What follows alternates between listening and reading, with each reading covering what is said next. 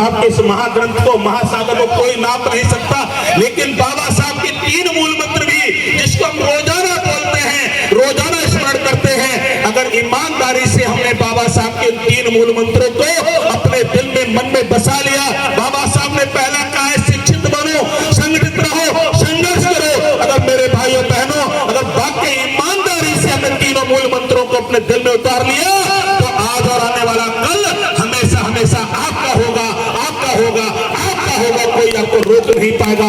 मेरे मित्रों, बाबा साहब ने आज जो कुर्सी हमको मिली है, डीपी भारती इस मंच से बोल रहा है, इसमें मेरा कुछ नहीं है, इसमें अगर देन है तो परम पूज्य बाबा साहब की देन है, वरना मेरे कोई औकात नहीं होती कि ईटा मार के मैं सम्मानित हो रहा होता। और साथियों, बाबा साहब ने जो आज हमें सम्मान दिया है, वो कहीं किसी गोदाम से ला करके नहीं दिया है।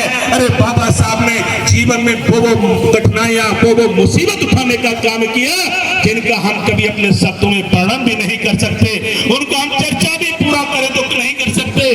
इस धरती पर, भारत की धरती पर, मैं तो कहता हूं विश्व के अंदर इतना बड़ा जुर्म शायद ही कहीं नहीं हुआ होगा कि इंसान को पानी पीने से भी रोका जाता हो। इतने बड़े अत्याचार इस मानव जाति पर शायद ही पूरी दुनिया में कहीं नहीं होंगे कि वहां पर इंसान को पानी पीने से रोका गया हो। लेकिन भारत की धरती पर जिस तालाब के अंदर कुत्ता पानी पी सकता था, जिस तालाब के अंदर चील कौवे पानी पी सकते थे, मेरे मित्रों, से इंसान को पानी पीने का अधिकार नहीं होता था।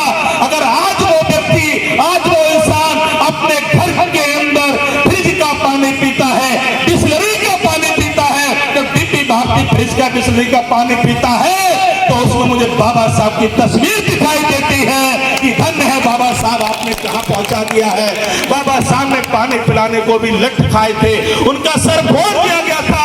बाबा साहब ने 1 नहीं, 2 नहीं, 3 नहीं, 4 अपने बेटों की कुर्बानी दिया है। माता रमाबाई चिट्ठी लिख करके कहती थी कि साहब मना, मुझे क्षमा कर देना, मैंने बहुत मजदूरी, बहुत बर्तन मांजे, लेकिन इतने पैसे नहीं जुटा पाए कि अपने बेटे रमेश को बचा लेती, अपने बेटे गंगाधर का इलाज करा पाती, अपने बेटे राजरतन का इलाज करा पाती, अपनी बेटी हिंदू का इलाज करा पाती।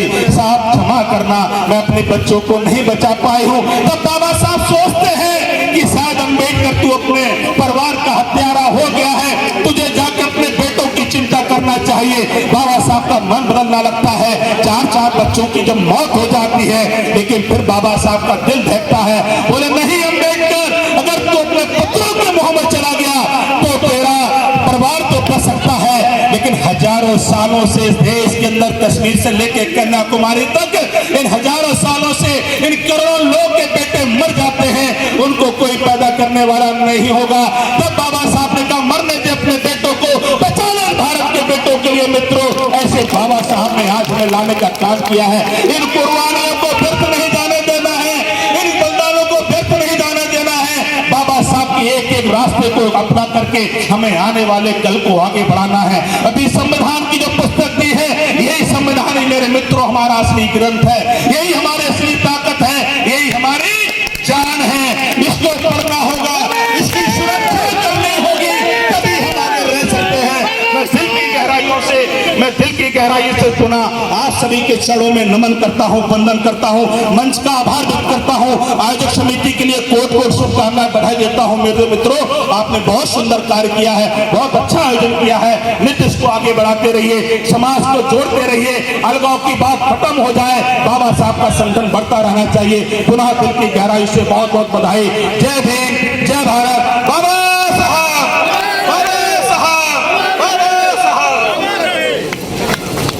बहुत बहुत साधुवाद परम आदरणीय डीपी भारती जी का।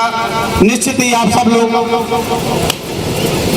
एक तरह से आपके इन ओजस्वी विचारों को सुनकर निश्चित ही सदन में बैठे हुए सभी लोगों का मन विभोर हुआ और एक पल के लिए आपने उनको भावुक भी करने का कार्य किया, एक तरह से पूरी तरह से आपने झकझोरने का कार्य किया।